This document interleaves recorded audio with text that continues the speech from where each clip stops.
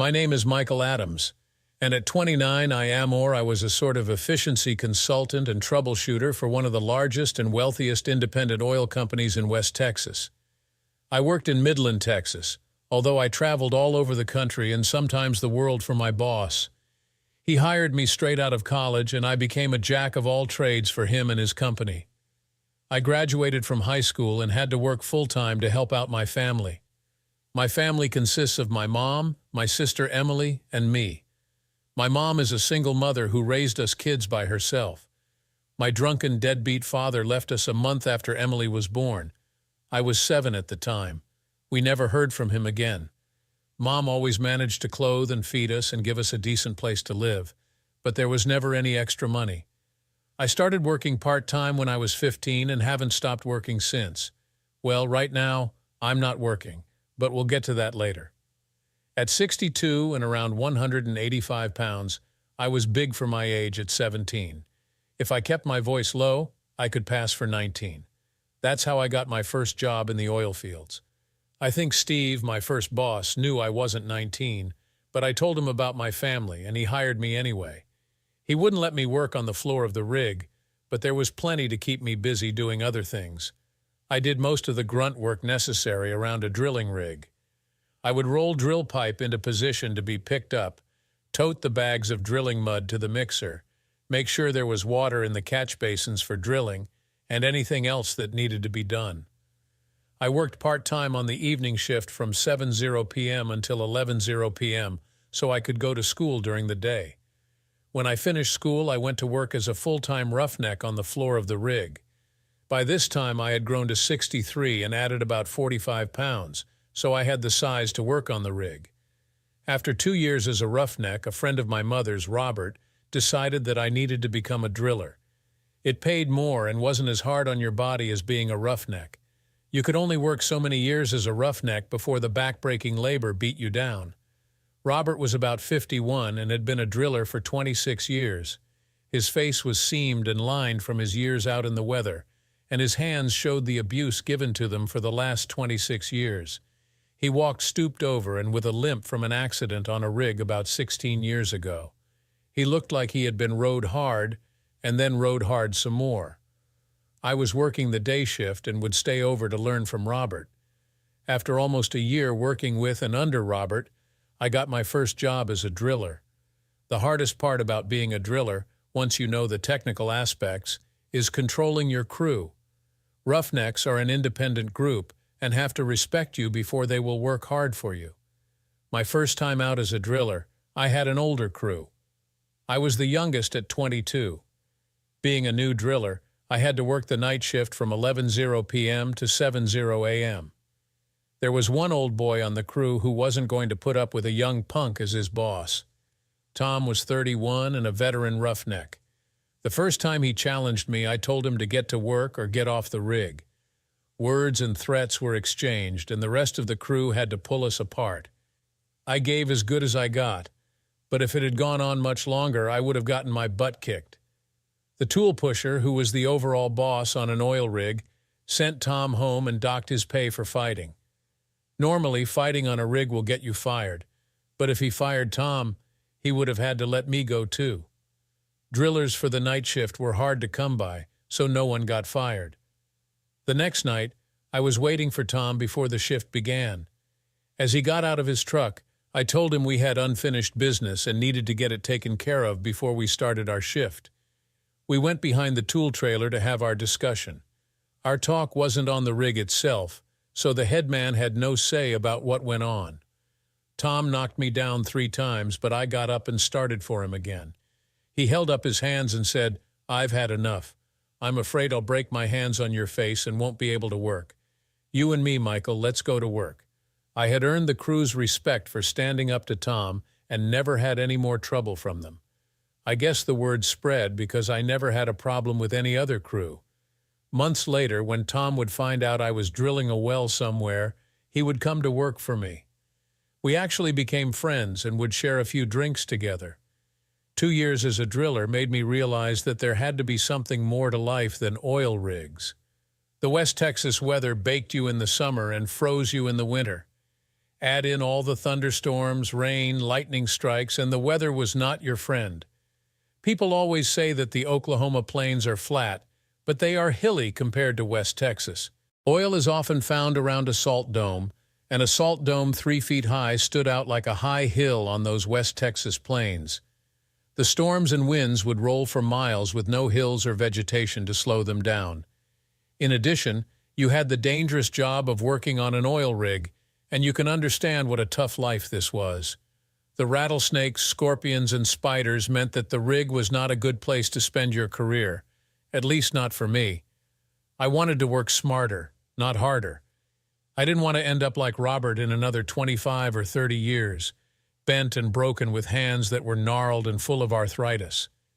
One more detriment to working on a rig once you started drilling: there were no days off. You worked 7 days a week in and week out until the well was finished. I took jobs that let me work the night shift from 11:00 p.m. to 7:00 a.m. so I could go to college during the day. My schedule was set up so that my last class was over at 2:00, giving me time to get home, eat, study, and get some sleep before I started on the rig at 11:00. I didn't take off summers from school, so I graduated in 3 years with dual degrees, one in accounting and business management and one in computer science. The day after graduation, I began to look for a position where I could use my new degrees to get off the oil rigs. Along came Carl Johnson and the Johnson Oil Company. Yeah, that was his real name. A lot of the old boys in Texas had 2 first names that they were called by Joe Bob, Billy Bob, Carl Ray, etc. I guess it's because everything is bigger in Texas, and one name isn't big enough. Carl had an ad in the local paper wanting to hire a full-charge accountant bookkeeper, so I put in for the job. He called me, and we met at his office on a Thursday afternoon at 4:00 p.m. This would give me time to get some sleep after the meeting so I could go back to the rig that evening. I hadn't quit my job as a driller and wouldn't until I got something else to move on to. I gave him a resume I had typed up, and we discussed my qualifications for about 30 minutes. Then we discussed my rig experience and the oil business for another hour. He asked, "Why do you want to quit working on the rigs? Drillers make pretty good money." "Yeah, they do, but it's hard on a body. Someday I hope to have a family, and I want to be able to play with my kids and maybe grandkids." I explained how beat up Robert was and said, "I don't want to end up like that." Carl knew Robert and still hired him as a driller once in a while. "Let me think on this for a day or two, and I'll call you and let you know, Michael," Carl told me, ending our interview. I found out later that he called Robert, Tom, and my mama to find out what kind of a man I was. I thanked him for his time and went home to get some rest before starting my shift on the rig. It was an interesting meeting and I enjoyed talking to Carl, but I really didn't think I would get the job. His secretary, Sarah, told me that I was the youngest person to apply, and she seemed surprised that a big strapping roughneck like me would apply for this job. 8 days later, I got a call from Johnson Oil wanting me to meet with Carl again.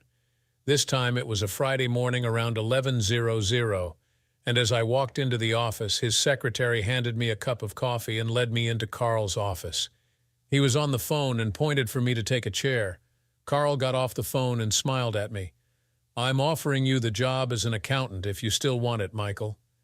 "Here's the salary I'm willing to start you at," he said, sliding a folded piece of paper across his desk to me. I think Carl had been watching too much TV. "How's that look, son?" I was surprised at the job offer. I actually thought he was going to offer me a job as a driller on a new well that we had talked about in our previous meeting. The written offer was about 12 more than I was making as a driller, and I didn't have to work on a rig anymore. "Sounds good, Mr. Johnson. I accept the job and thanks," I responded. "How soon can you start?" "Probably in 10 days or so, sir. I have to finish drilling this well and then I'm free." "Couldn't they get someone else to work in your place?" Carl said, looking at me in an appraising way. "Yeah, I guess they could, but it would slow them down until they found someone. Besides, I gave them my word when I took the driller's job that I would finish the well. I don't like to go back on my word, Mr. Johnson. I need you to start by midweek, or I'll have to find someone else, Michael." Carl dashed my hopes for a way out of the oil fields with that statement. Hesitating for a few seconds, I stood up to leave. "Thanks for the offer, Mr. Johnson, but I guess you better find someone else. I gave them my word and I aim to keep it. Thanks again for the offer. Call me if you need a driller for that new well. See you sometime." Carl started laughing. "Sit down, son. You've got the job. I just wanted to see if you were a man of your word, and you've proven you are. You're the kind of man I want working for me. So go finish your well and then come to the office and we'll put you to work." Saying that, he picked up the phone and started making a call. I left his office, and I don't think my feet touched the ground all the way out to my truck. First time out, and I found a way to get off that damn oil rig. I was stoked and could hardly wait to start with Johnson Oil Company. As I got back to my place, my cell started ringing, and when I answered, it was my current boss. He offered me a job on the day shift at his next well with an increase in pay. He said that the way I handled Tom and got the respect of that crew told him that I could run any crew. "I can't, Mr. Baker. I'm starting a new job right after I get this well to depth. I was just coming into my own as a driller and was beginning to be offered really good rigs and wells, but I wanted out of the oil fields." He asked, and I told him where I was going to work and why. "Well, Carl Johnson is a good man, and I can understand you wanting to better yourself. Good luck to you, Michael. If you decide to come back to drilling, give me first call, will you?" We had to change a drill bit that night, and it put us a little behind. To change the bit, we had to pull out over 9,500 feet of drill pipe, replace the bit, and put the same amount of pipe back into the drill hole. So it was 12 days before I could report to Johnson Oil. The well came in on the day shift, but I worked my shift helping to dismantle the derrick and rig so it could be moved to the next site. I finished my shift at 7:00 a.m., went home, got a bite to eat, cleaned up, and reported to Carl's office at 9:00 a.m. He had heard that the well made depth last night and grinned at me when I walked in. Carl told me to go home, get a day's rest, and be back tomorrow morning at 10:00. "I want you bright-eyed and bushy-tailed when you start work for me, Michael." The next morning I made my first step out of working in the oil fields. I found that I had 3 clerks and another accountant working for me. Around noon, Carl took me to lunch and explained some things to me. First thing, my name is Carl. Mr. Johnson is my daddy. Next, I had several people to choose from for this job, most with more experience than you. "Do you know why I hired you instead of any of the others?" By now I had an idea and answered with, "I guess because I'm so good-looking and you wanted to improve the decor around the office." I thought he would fall out of his chair laughing. "Yeah, that's one of the reasons. But the real reason I hired you is because you know the oil business from the field side. You've worked on rigs and know what it takes to bring in a well. It's not just numbers, and you know that. I can trust you to look at the numbers and reports and know if the well is worth the expenditure or if we should cap it and move on. You will know if a tool pusher or driller is trying to blow smoke up my butt or if they are reporting truthfully. It was your field experience on the rigs that made the difference." Carl told me that I would be more than an accountant. He wanted me to be a troubleshooter and field expert. He wanted me to meet with the geologists, the drillers, and the crews. I was to hire the best roughnecks, drillers, and tool pushers for his wells, pay them above the going rate, and keep them fat and happy, but make sure they produced. I was to be his jack of all trades and do what I thought best to keep the bottom line in the black. 6 months into my job, and Carl gave me a raise. The raise enabled me to send more money home to my mom and sister. I had saved the company a lot of money by being able to read the phony reports one crew was sending in and correcting that problem. Tom and his crew had just finished another well, so I fired that crew and hired Tom. Those guys were able to bring the well in under budget. I got a raise, Tom and his boys got a big bonus, and Johnson Oil made money a win-win situation. I had more time to socialize now with a daytime job and started to hang out on the weekends at a couple of the roadhouses in the area. Now that I had an office-type job, I could dress better. No more dirty jeans, steel-toed work boots, and shirts. I wore slacks or dress jeans, nice shirts, and damp host cowboy boots. I looked pretty spiffy, if I do say so myself. Then I made a mistake. I fell in lust.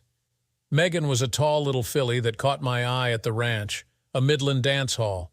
She was about 510, so she fit my large frame very well, as I found out when I danced with her. She had Texas auburn hair worn long down her back and big brown eyes. One look, and I was in lust, if not in love. We hit it off from our first meeting and quickly became an item. She was always happy and willing to party till all hours. Megan lived off a small trust fund from her grandparents and didn't have to work, so she had lots of time to recover from her party nights. By the way, it's not only the men of Texas that have two names. A lot of the women did too: Sue Ann, Mary Sue, Megan Joe, etc. We dated off and on for about a year, and I thought I was in love. I say off and on because we had a few bumps in the road during our relationship. I had to travel once about every 4 or 5 weeks because of my job. I would visit drilling rigs, trying to solve problems, or just to get a feel for a while. My trips usually lasted 3 or 4 days at the most. Even though I was gone, it didn't stop Megan from going to the ranch or other dance halls. I wasn't real happy about that, but I didn't make an issue of it until the night I found her cuddled up with some cowboy in one of the booths at the ranch. Old cliché, got done with my trip early and thought I would surprise her. When she wasn't at her place, I knew she was probably out dancing. If I found her at one of the honky-tonks, I was going to be a little upset. Just before I left on this current trip, we had a serious discussion about her going out when I was gone. She certainly was surprised when I walked up to the booth where she and her cowboy were snuggling. The young man and she were sharing a hug, and his hand was high up on the side of her breast. She had her eyes closed, and she opened them as I slid into the booth across from them. "Oh my God," she said. The guy looked to be about 26, like Megan. She pushed the man away and said to me, "Hi, honey. I thought you were still on your business trip. Why do people say such stupid things when they screw up and get caught? It's obvious that you thought I was still gone, or you wouldn't be here with Cowboy Boy, would you?" He sort of bristled at that. "Oh no, I'm not here with Randy. He and my cousin Jessica are dating, and I just ran into him. You could have fooled me. I thought from that hug that you two were together for the evening, honey. He came over to say hello, and it was just a hug among friends. Randy, this is my boyfriend, Michael Adams. Michael, this is Randy Tyler." The boy reached to shake hands, even though he seemed a little nervous. I took his hand and gave him a very, very firm handshake. His hand was soft and not used to hard work. He apparently wasn't a real cowboy. If he threw a rope with those hands, the skin would have been ripped off. Randy was a drugstore cowboy and had probably never seen a ranch in his life. He gave a little moan from the pain of my firm handshake, and I let him go. Does a friendly hug include Randy here feeling your chest? If I had come in a few minutes earlier, would I have seen a friendly little kiss? And by the way, Randy, that's ex-boyfriend. No, Michael, I tell you, nothing was going on. We danced a few times is all. I thought you said he just came over to say hello, and now you tell me you two were dancing. Which is it? I was born at night, Megan, but it wasn't last night. I know exactly what's going on here. Megan and I had been dating for about 3 months when I gave her the only thing I had ever gotten from my dad.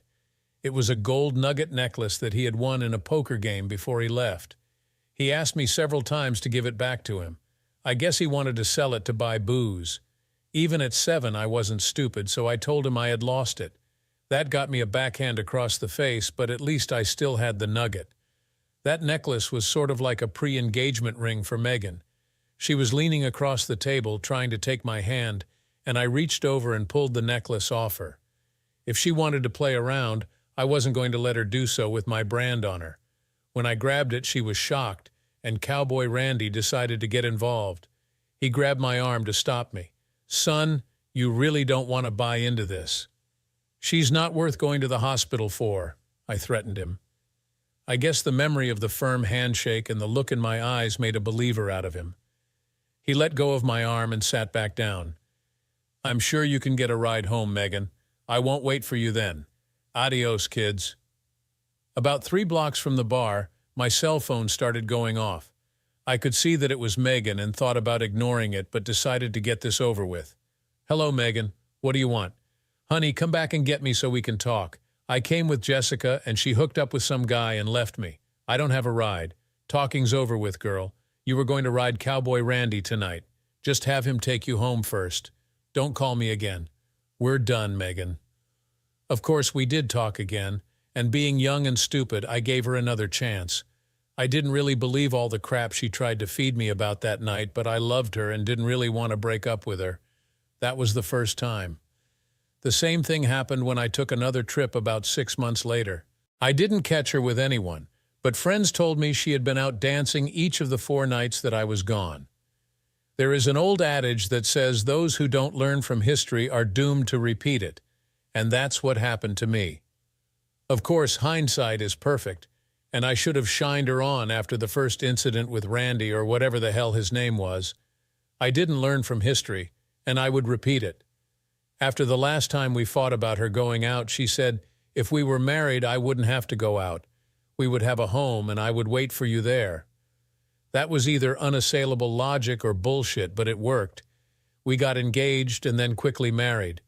Our wedding was small, but the reception was large and held at the ranch of all places because that was where we met. We went to Austin for our honeymoon and stayed in a hotel right on the Riverwalk. Never did see much of the Riverwalk, we were too busy exploring each other. Neither of us were virgins, but we needed to see how we fit together and what we each liked. A good time was had by all. I went back to work and was lucky there was no traveling necessary for a couple of months. Then I had to make a trip to Oklahoma for 6 days and nights. When I got back home, Megan tried to make up for lost time my first night back. The next morning at breakfast, I asked her what she had done while I was gone. I wasn't happy to hear that she had gone out dancing 3 of the 6 nights I was gone, starting with the first night I was gone. This led to our first spathel. It was a fight as a married couple. She still didn't understand why I didn't want her out dancing with other men while I was gone. You never minded me dancing when we go out together. You even let me dance with other guys. Why is it a problem if I go when you are gone? Remember the times before we got married and the problems your dancing caused when I wasn't with you? You're a married woman now and shouldn't be out dancing without your husband. When I'm with you, I can protect you and support you.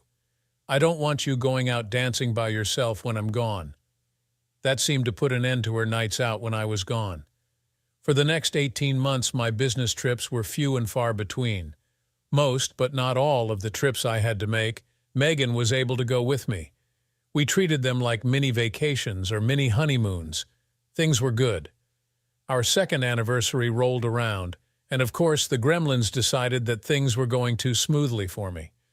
I had to go to Mexico for 6 days, which put our celebration plans off until I could get home. Megan was not happy. She couldn't go on this trip because I would be way out in the boonies in an oil camp in the middle of the jungle with no town or other women for 50 miles. Megan didn't or wouldn't understand that I couldn't tell my boss that I wouldn't go. She had never worked a day in her life and didn't understand the responsibilities of a job. This was only our second real argument, but it was a big one. We both calmed down and spent our last few nights before my trip trying to love each other to death. She told me she decided to go visit her parents, who were camping in their RV at Lake Comanche near Big Spring, Texas, while I was gone. Megan said she would call me because she didn't want her phone ringing to disrupt her father's fishing. She did call me the first night I was there to make sure I got there safely. The call was mostly about how much we missed each other and couldn't wait for me to come home. She called every day that I was gone, the key being the daytime calls. When I did get home, we were all over each other. She told me that she had spent the time I was gone with her parents at the lake. Our life got back to normal, and I took Megan dancing every weekend. I would have preferred to stay home once in a while, but she had quit going out by herself, so I thought fair is fair. Let her enjoy herself. We would go to one of the dance halls around Midland, and Megan would never miss a dance all evening. If I got tired, she would dance with her girlfriends, and once in a while with a guy that we both knew. She even danced with my old crewmate Robert a few times. If a stranger asked her to dance, she would refuse, telling them she was a married woman. Her answer made me feel good and secure and safe. Sure, I was safe and secure, and then up jumped the devil to screw up my life. I ran into Tom outside our office one morning about 2 months after I got back from Mexico. He had been in to see Carl about a job on a new well that was starting in a month. We walked over to his truck to share a couple of beers and talk for a few minutes. He seemed nervous and started to say something a couple of times, but would stop and then go on about something else. Finally, I told him to spit it out. "Michael, I've got something to tell you and you're not going to like it. Just don't shoot the messenger, okay?" I nodded for him to go on. "I know you don't like Megan going out to the clubs without you, but when you were in Mexico, she was at the ranch every night. I saw he tried to continue when I hit him. He fell back against his truck and I yelled at him, 'You're a lying piece of garbage.'" I started for him again. Tom wrapped both his arms around me and held me so that I couldn't move. "We're not going there again, Michael. I'm not lying. Others saw her too. I didn't have the guts to tell you before, but it kept eating at me, and I thought you should know." I calmed down and apologized for hitting him.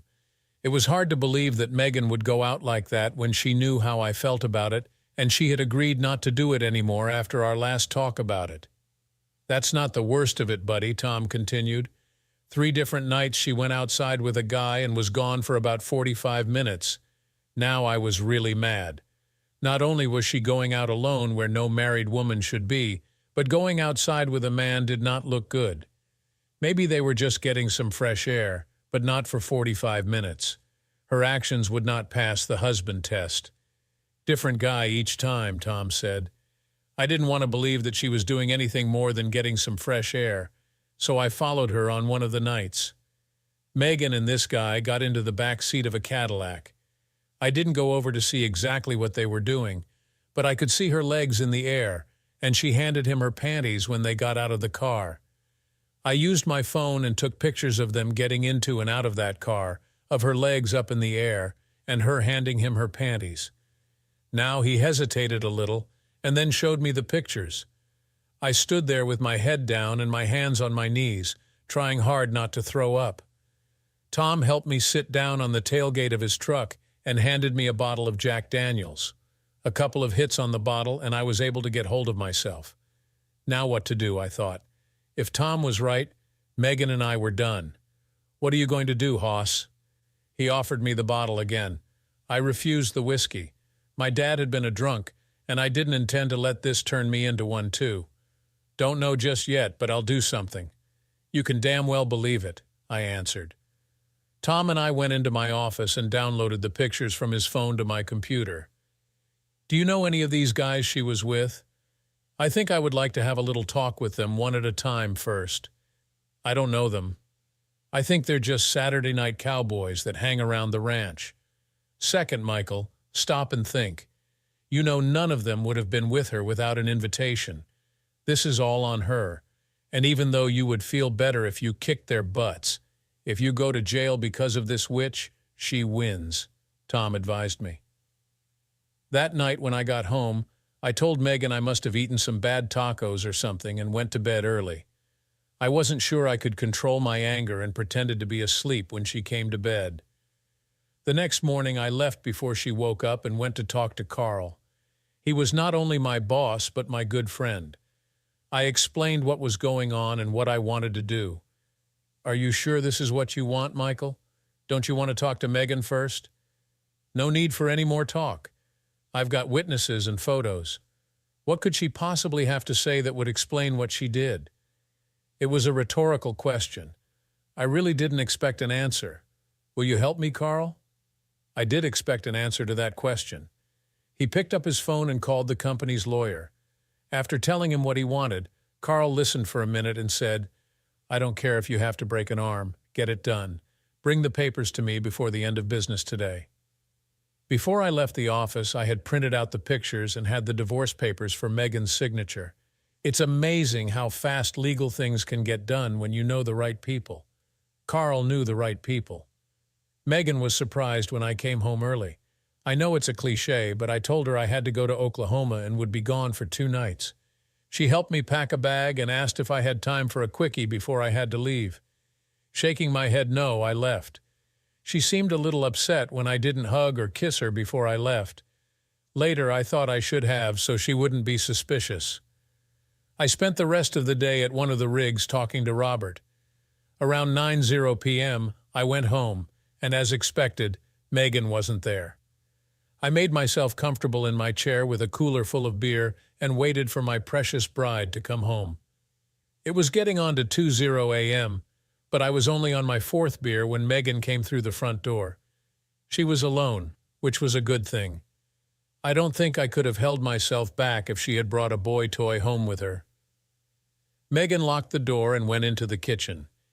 She turned on the light and got a beer. As she turned around, she saw the pictures that I had spread out on the table. Her hair was messed up and her clothes looked wrinkled. "Oh, God, no," she said. She looked around and saw me standing in the doorway and slumped down into a chair. "Honey, it's not what it looks like," she started. "It's exactly what it looks like, Megan. It's my wife at a dance hall when she was supposed to be with her parents. It's my wife getting into the back seat of a car with someone other than her husband. It's my wife with her legs waving in the air. It's my wife giving her panties to some guy again, not her husband. Did I miss anything? Did I leave anything out?" As I talked, I could feel the rage and hurt building up in me. I threw my beer bottle against the wall above the sink, and it exploded, spraying the kitchen with beer and glass. Megan flinched and said, "You were gone, and I was lonely, and it just sort of happened. I'm sorry. I couldn't believe she was going to use that tired old line. It happened because I was gone? That dog won't hunt, girl. I was gone for one night before you started your little romances. One night, not a month or even a week, but one night. Yes, I said romances, plural. I know about at least 2 other guys, too. What I don't know is how many others there have been. Did the other 2 just sort of happen, too?" The anger was fighting with my self-control, and I knew I had to get away from her. I went into the bedroom and carried my 2 suitcases out to my truck. I had packed them while I was waiting for her to come home. "Where are you going? Please stay and talk. We can get past this. It didn't mean anything. You didn't even wait 12 hours after I left today before you went out to party.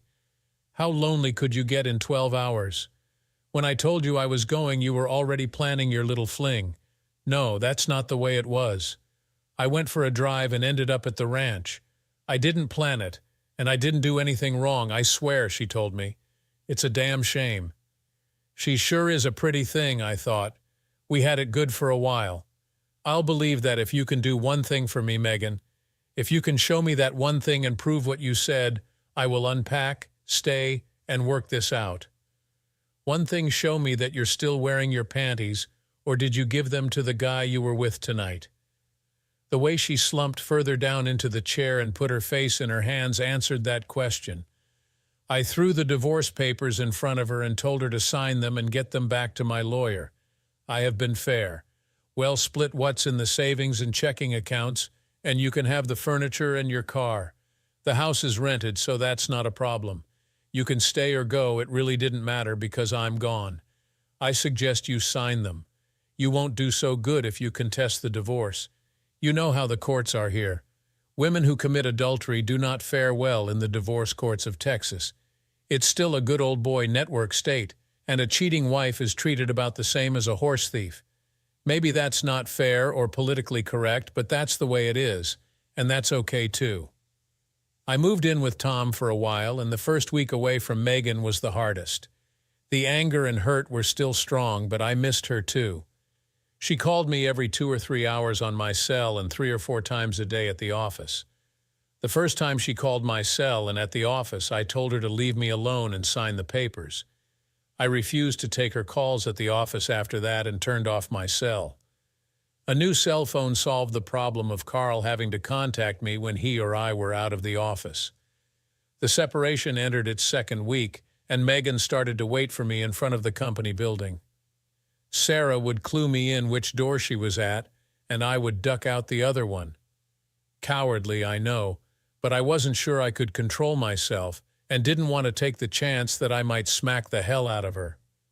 Finally, things reached a breaking point, and I told Carl I was going to make a run to some of our wells in northern Texas and Oklahoma.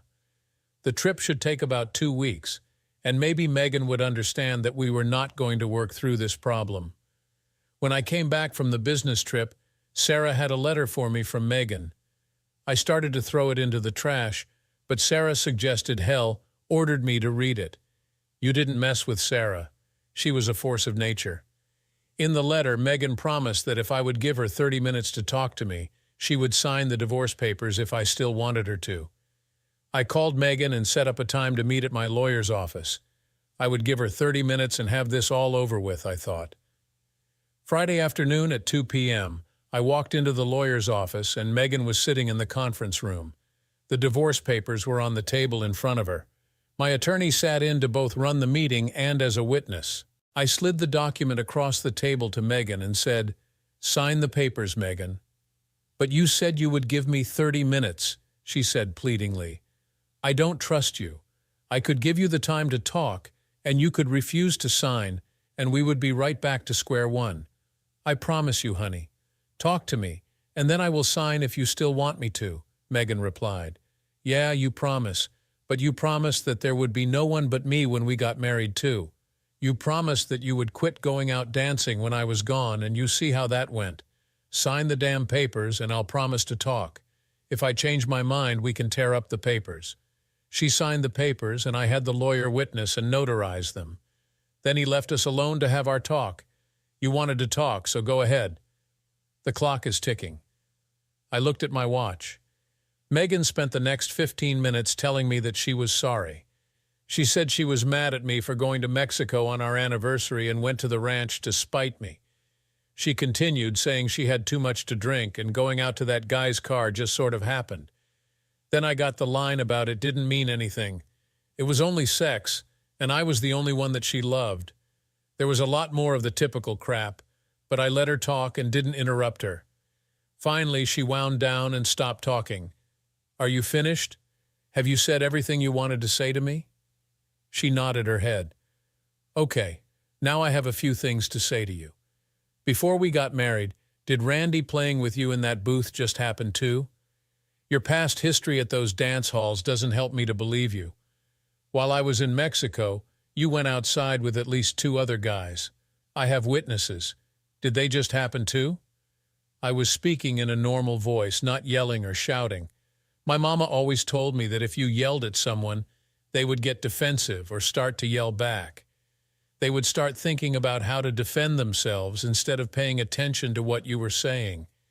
If your little escapade in the back seat of the Cadillac just happened, what about the other 2 guys? If you felt guilty about what you did, why did you go back the very next night and every other night that I was gone? And you know the real kicker here, the real tragedy? Megan was sitting across from me with tears running down her cheeks. She shook her head no to answer my question.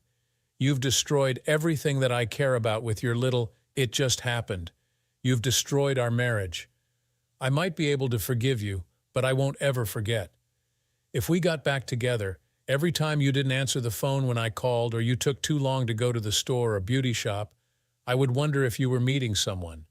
Every time I would leave on a trip, I would wonder if you would decide that it would be okay to go to a dance hall. I had to stop for a few seconds and get my control back. Remember what Mama told you, I thought. You've destroyed my career and my home. I can't stay in Midland because everywhere I go, it reminds me of you. All the restaurants, the movie house, and even the dance halls would remind me of you, so I have to leave. But the worst thing you did was you destroyed any chance I would ever have of loving someone else. I'm dead inside. I can't let anyone get that close to me again because of what you did to me. I'm afraid of being hurt again." By this time, Megan was really crying but still listening to me. I stood and looked down at her and started toward the door. "I won't wish you good luck, but I do hope you find whatever it is you're looking for. Maybe there's a guy out there that's willing to go along with you going dancing and being a tramp, but it's not me, not by a long shot. Go to hell, Megan." I walked out, leaving her sobbing at the table. Carl had tried to talk me out of leaving, but understood why I couldn't stay. He wished me luck, told me I could always come back, and gave me my last paycheck. He shook my hand and turned back to his office. I believe he had tears in his eyes, too. Sarah hugged me and kissed my cheek and told me to let myself heal and then come back to them. She definitely had tears in her eyes. Having already said goodbye to Tom and Robert and packed my stuff in my truck, I stopped and spent a couple of hours with Mama and my sister and left some money for her. They both knew what Megan had done and didn't try to talk me out of leaving. As I hugged Mama goodbye, she said, "If you run from trouble or problems, you can get away for a little while, but every time you look over your shoulder, there they are, waiting for you. Go ease your mind for a little while, but you can't run away forever." She kissed me on the cheek and went back into the house. I promised to call or write them as I traveled around. Then I pointed the nose of my truck west and started driving. I had decided to leave Texas and get out of the oil business. Didn't know where I was going or what I was going to do, but that last check Carl gave me would keep me going for a few months. That check was for 3 months' salary and a sizable bonus. Because of you, I find it hard to trust not only women but everyone around me. Because of you, I am afraid. So back to where we started, I just turned 29 and am unemployed, looking for somewhere to light. Because of my last check from Johnson Oil Company, I had enough to keep me going for 4 or 5 months if I didn't spend like an oil sheik. I headed west with stops in El Paso, Texas, where I spent a couple of days. My next layover was in Albuquerque, New Mexico. After the 8 or so hours on the road, I was ready for a good meal and a night's sleep. I wasn't in any hurry, so I spent a few days as a tourist. The Sandia Peak Tramway was a peaceful ride up the mountain and a great view of some beautiful country. I sampled the Tex-Mex menus at several cantinas and just relaxed for a while. I decided to go to California. I had never seen the ocean, and a little fun in the sun might just be the thing for this old boy from Texas. When I got to the Pacific, I was suitably impressed. Pictures and movies don't do it justice. I kicked around the beach for about 2 weeks watching the waves. Mostly I watched the beach bunnies in their little tiny bikinis. I may be emotionally dead and didn't want to get close to anyone, but I sure did like looking at the lovelies on the beach and in the waterfront bars. While I was on the beach, Carl called to tell me that the divorce was final. I was legally a free man. A lot of people don't realize that there are several oil fields in California: Signal Hill, Santa Fe Springs, and Huntington Beach, just to name a few. In the early 1920s, California was the #1 oil-producing state in the country. I talked to a couple of people that Carl had told me about and got a job with one of the companies. No, I was not a driller or a roughneck, but I did inspections and preventative maintenance on the already producing wells. I thought I better make some money instead of just depending on Carl's last check. I worked and knocked around the LA Long Beach area for several months. Southern California is beautiful, has a great climate, and some of the most beautiful girls in the world. However, it's not Texas. There's just something about Texas that draws people home, even to the flat plains of the West Texas oil fields. I decided that I had run away for long enough and needed to start for home. There was no timeline, but I was headed back to Midland. Leaving LA, I headed east on I-40 to Flagstaff, Arizona, and then turned north to visit the Grand Canyon. It takes more than 1 day to see the canyon and appreciate it, so I spent 4 days there. I made the hike down into the canyon to Phantom Ranch, spent the night, and hiked back out the next day. Tough hike, but well worth the effort. I retraced my route back to Flagstaff and spent the night. The next morning, I headed back west. I drove to Laughlin, Nevada, which is on the Arizona-Nevada state line. Laughlin has several casinos and is like a mini Las Vegas. I knew this was backtracking a little, but Laughlin might be a good place to spend a few days. It was lively, loud, and full of people enjoying themselves. Maybe I could be like them instead of thinking about my ex-wife. I spent a couple of days exploring the different casinos. I saw a few of the floor shows and tested my luck and skills at Texas Hold'em. My first boss, Steve, and the boys on that first rig must have taught me well. I won a small tournament that I entered. Aside from the cash prize, I won a seat in a much bigger tournament starting the next night. Not a small thing, that seat. The tournament had a 500 buy-in with a first place of 10,000. I really didn't think I could win, but if I could make it to the last 20 players, I would finish in the money and get my entrance fee back plus. It took my mind off of Megan again. The lessons taught to me by Steve and the crew proved valuable. I didn't win, but I did place third and won 3,000. The casino wanted publicity pictures with the top 3 finishers and the casino manager. I hit the jackpot again. The manager was a friend and former classmate, Ron Stevens. After the pictures, Ron invited me to have dinner with him in the VIP room. We had a good time playing catch-up. Ron wanted to know what I had been doing. He asked if I had gotten off the oil rigs and what I was doing in Laughlin. I questioned him about the same things, ending with how he became the manager of the casino. You know, I took hotel management and business administration at school. After a training and breaking-in period, the company sent me here to Laughlin, Ron explained. Now what's your story? And don't leave anything out. I told Ron about my job with Johnson Oil to answer his question about getting off the oil rigs. The rest of my sad story concerning Megan was told to him over more Jack Daniels than I should have had. By the end of my story, I knew I was in no shape to drive, and Ron got me a room at the casino hotel. Ron did say he hoped Megan rotted in hell or something like that. It's good to have friends.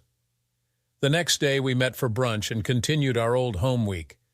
What are your plans now, Michael? I haven't thought past the tournament last night. Don't really know what I want to do now, but this traveling around is getting old in a hurry. It's fine to do on a vacation, but not as a lifestyle, not for me anyway. We talked for most of the afternoon, and after I had a chance to rest for a couple of hours, we went to dinner again in the VIP section. Ron arranged for a couple of lovely young ladies to join us just for company, you understand. It was nice to look at some scenery that didn't have trees or mountains, but I wasn't interested or ready for anything more than dinner company. The ladies were not professionals. They were a couple of Ron's playmates, and he was willing to share with me. Like I said, it's good to have friends. Ron and the ladies left me at the bar after dinner and went on their way. I had one more drink, left the bar, and went to the VIP poker room. I didn't need to start looking at the world from the bottom of a bottle, even if it was a Jack Daniels bottle. I watched the games for a few minutes and then sat in on a hold'em game with a 2,500 buy-in. I was playing with my winnings from the tournament, so the buy-in didn't dig into my bankroll from Carl's check or the money I had saved from my job in California. After about 2 hours, I decided to quit and cashed in my chips. I added another 8,000 to my bankroll. I went back to the bar to get one more drink before heading to bed. Sitting at the bar was Emily, one of the lovelies that had joined Ron and me at dinner. She smiled at me and accepted my offer of a glass of wine. We had a very pleasant 2 hours of conversation until we were the only ones left in the bar. She suggested that we get a bottle of wine and adjourn to her room to continue our talk. The next morning I woke up next to her in bed. The little noise she was making was so delicate that I don't think you could say she was snoring. I can't say it enough, it's really good to have friends. After showering, I kissed her goodbye as she lay in bed. Emily told me she enjoyed our time together and invited me to come back. I was going to meet Ron for breakfast before I left. This wasn't a relationship, just two healthy young people enjoying each other. Ron and I were eating as I told him about Emily. She's just what I needed to begin repairing my ego. Very nice girl. He just laughed and told me it was her idea to wait for me at the bar last night. I think she liked you from the first. Answer a question for me, will you? Ron continued without waiting for my okay. What the hell are you doing? The Michael I knew would never run away like you did. The Michael I knew would have stayed and rubbed her nose in what she lost. If you let it, all this will just follow you around. Talk to me, buddy. I looked at Ron for a few seconds and then started to laugh. You sound just like Mama, I said when I stopped laughing. She told me about the same thing. Your problems will stay on you until you turn and meet them head on. I didn't know you were that smart, Ron. We both laughed and talked as we finished breakfast. As I stood up, Ron asked, "What are you going to do?" "I'm going to take a friend's advice and go rub Megan's nose in what she threw away. I'm going home and getting on with my life. Thanks, Ron. If you're ever in Midland, give me a call. You're a good friend." Pointing the nose of my truck east, I started my drive back home. I would go to Carl when I got home and see if my job was still available. After all, I had been gone for almost a year. If not, I could get a job as a roughneck or driller on one of the oil rigs and look for a chance to improve my life again. I could stay with Mama until I found my own place. Repeating history, I guess. Maybe so, but I was done running away. When I got to Midland, I went to Mama's place first, and she invited me to stay with her for as long as I needed to. The next morning, I was sitting on the hood of my truck in front of Johnson Oil when Carl got there. I had already been inside to see Sarah, and she promised not to call Carl so I could surprise him. He was on his cell phone when he pulled up in his Cadillac and not really paying attention. Carl shut down his phone and climbed out of his car, taking about 3 steps before he saw me. He was so cool. There were no shouts of hello or grabbing my hand to shake it or even a smile. An outsider would have thought that these two old boys had just seen each other a short time ago. As Carl passed me on his way into the office, he said, "Care for a cup of coffee, Michael?" I nodded and followed him to his office. Sarah already had the coffee on his desk. She smiled at me, sort of shook her head, and smiled at Carl's reaction to my return. Sarah patted me on the shoulder and closed the door as she left. For the first time, Carl showed some emotion. "Damn, I'm glad you're back, son. The timing couldn't be better." "Well, I'm glad the timing of my return meets with your approval, Carl," I told him. "I need to get you up to speed on what's going on with the company because you have to take over the whole shooting match in 4 weeks. You'll have to run it for about 3 weeks after that." There was my answer about my job still being open, no question that it was. "What do you mean, run the whole thing for 3 weeks? What are you going to be doing?" I had no idea what he was talking about. "I can't very well take the business with me on my honeymoon now, can I?" "Boy, you're getting married?" "Stupid question. Why a honeymoon if there was no wedding?" "Oh, did I forget to tell you that?" "Yeah, I'm going to marry Betty Sue Johnson in a month and be gone for 3 weeks after that.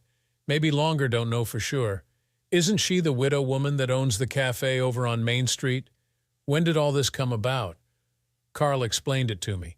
He and Betty Sue had been dating sort of on the sly for about 7 months. She sold the cafe and her house and was going to move to San Antonio, but he wouldn't let her go. Carl told her, "You might as well marry me and stay here. You know you'll just be driving back and forth to see me anyway." He did admit that it wasn't the most romantic proposal, but it worked.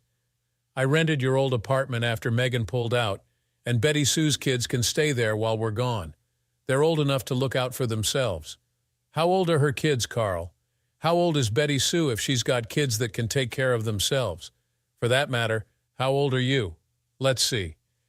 Kelly is about 24 and Jeff just turned 21. He's going into the Air Force in 3 months, so he won't be around much longer. The kids can manage in that 2-bedroom apartment until he leaves, and Kelly can stay there after that if she wants to. She broke it off with some guy in Austin after she caught him in bed with her roommate and decided to come back home.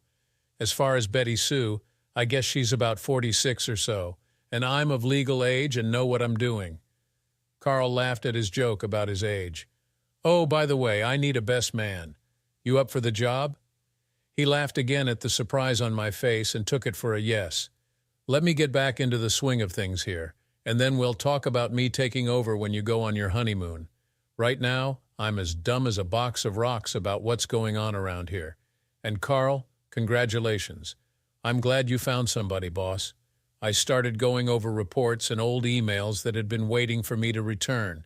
Some of the information was a couple of months old, but I needed to get back up to speed.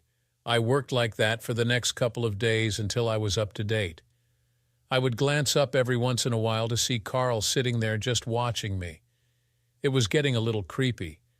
It seemed he was just waiting to say something. Finally, on the 3rd morning, he said it. "I just wondered if you had heard anything from Megan," Carl said. "I guess he didn't want to wait any longer for me to bring up the subject. Not since I left. Why? Is she okay?" "Oh, she's fine, I guess. She's been with some lawyer in town for about 3 months now. They're sort of an item. I just thought you would like to know, son." "Well, good for her," I told Carl. "I hope they're both happy. Can we drop it now?" It wasn't that I wanted to know, but I had to admit to myself that it was better to know what she was doing, especially when I didn't care anymore. I had gotten over her. This new guy must not have had a problem with her running off to the honky-tonks or her ideas about marriage. As I said, good luck to them. The wedding went off without a hitch. I got Carl and Betty Sue down the aisle without me screwing it up. I made sure Carl had his rings, and the only advice I gave him was to stand up straight and don't pass out. Betty Sue was lovely and looked about 10 years younger than she was. Carl looked sharp in his tux and was a nervous wreck. After the vows and ring exchange, they held the reception at one of the hotels. After I made my best man toast, I told Carl that I had taken care of his luggage and car. I was actually just telling him goodbye and to have fun. He handed me a note and said, "Take care of this for me, will you?" I stuck it in my pocket and forgot about it. Carl and his new bride left on their honeymoon after that. I dropped by his apartment to pick up the note from Carl to Betty Sue's kids. It was a little awkward, but Kelly invited me in for coffee. Jeff had already left for the Air Force.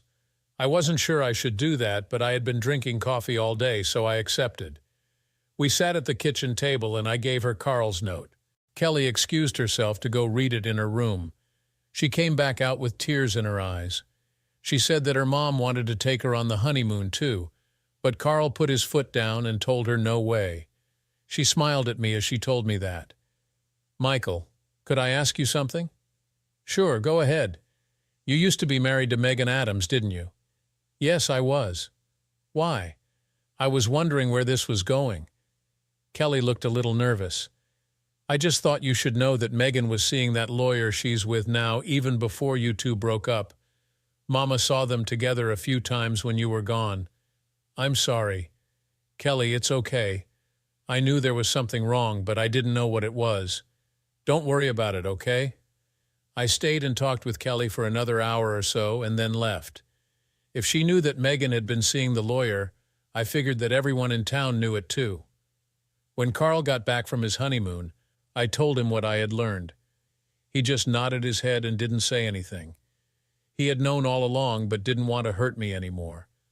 Now, I had the reason for his question about hearing from Megan and his waiting to bring it up. I thanked him for not saying anything before and just shook his hand. The first couple of months after Carl got back, I still did a lot of the work, letting him ease back into running the company. I was surprised at how much time he took off in the afternoons to spend with his new wife. They were good for each other. It was still strange to look up and see Carl standing there just staring at me. This happened 3 or 4 times a day. The first time it was creepy, but then I got used to it. Finally, one afternoon I asked him what he was doing standing there like that. "Just wondering when you're going to be ready to take over the company, Michael." I was shocked. "What the hell are you talking about, Carl?" "Son, I'm getting old and want to retire and spend more time with Betty Sue. It's time for you to move into the office with Sarah and start running things. I want to start spending my time fishing and sleeping late." "I don't know if I'm ready for that, Carl." "Maybe you need to find someone else," I answered. "Hell, you've been running things for the last 4 months anyway. It won't be that big a change. I need to stay home with Betty Sue. We're talking about starting a family." My jaw dropped at that statement, and he just laughed at me. He and Betty Sue had already started looking for a new house with more room for the kids. I told Carl I would have to think about it and let him know in a couple of weeks. I also told him that he was out of his mind about the family thing. He told me I was probably right, but he was still going to try. After thinking about it for a week, I decided that I wanted to stay in the oil business. I gave Carl my decision and accepted his offer. He said it would take about 6 months to get everything in place, but we should have it done by then. I thought about buying into the business, but Carl refused to even consider it. He told me that he would never sell the business, but that someday the company would be mine. I just didn't know what he meant by that at the time. I spent the next 6 months helping Carl finish getting the company in shape for his retirement. He didn't leave me out there on my own. When I had a question, he was always available to answer it for me. After he retired, Carl would come in about once a week just to keep in touch. Carl left everything in my hands, including the retirement party that Sarah organized. She and Betty Sue did most of the planning. The only thing I had to do was show up and give Carl a golden wristwatch with his name and company logo engraved on it.